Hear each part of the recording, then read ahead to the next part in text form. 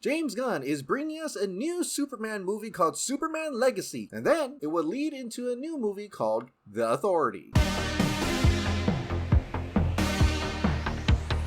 The Authority is coming to the new DC Studios film universe as one of the many new projects recently announced by co-CEO James Gunn. This superhero team has often been described as something like an edgier Justice League. In their original incarnation, the Authority is a Black Ops superhero team of anti-heroes who are willing to go to almost any lengths necessary to save the world, with a power level nearly equal to the Justice League but a much grayer moral compass. Put it simply, the Authority is a team of cynical, brutally pragmatic superheroes, originally called StormWatch. After the United Nations shut down StormWatch, Jenny Sparks gathered some of the group's former members along with few new faces to form a new team. Jenny realized that disbanding StormWatch left the world vulnerable to attack, and she wanted to stay one step ahead. However, unlike StormWatch, this new team wouldn't have to worry about the United Nations or any political implications as they dealt with enemy threats. In other words, the answer to their own authority. The team consists of Jenny Sparks, a woman who can manipulate electricity. As if that wasn't enough, she's also considered the spirit of the 20th century. Born in 1900,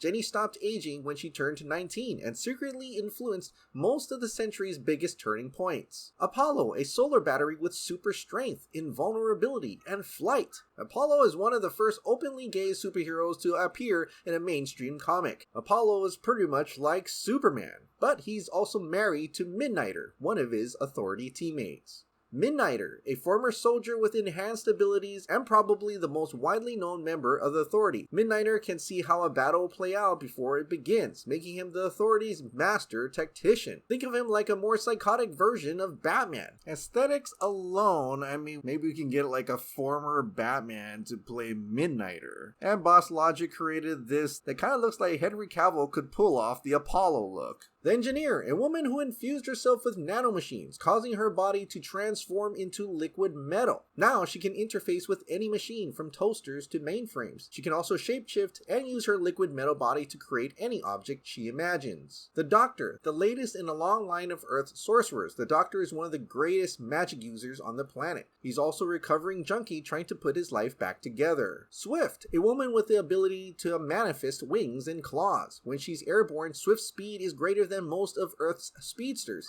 Jack Hawksmoor, a man who was given strange abilities after aliens abducted and experimented on him. Jack has super strength and psychic abilities which allow him to form a symbiotic connection to whatever city he comes in contact with. They have their own version of justice, which could be morally wrong. Now, since the Authority is taking place within the DC universe, and since this is taking place after Superman Legacy, it does appear that James Gunn and Peter Safran may be hinting that they will go head to head. In a recent interview about Shared Universe, Gunn says, "I want people to understand the story no matter who walks in. If Superman is in the Authority and they go in and they watch the Authority, I want them to be able to understand basically what's going on in the Authority without seeing Superman. And if Superman Legacy is about a Superman who believes in truth, justice, and the American way, then there is nothing more American in terms of justice than being innocent until proven guilty or having a fair trial. Which, morally speaking, Superman would definitely be against the Authority's way of doing justice. This could literally be the beginnings of a Kingdom Come type scenario where the old heroes were against the new heroes. I mean, James Gunn was hinting at Kingdom Come a while back. And perhaps the chapter Gods and Monsters is actually referring to heroes and anti-heroes rather than heroes and villains. There could be a conflict later on with Justice League and the Authority. Or maybe Superman will help form the Authority, similar to Grant Morrison's run.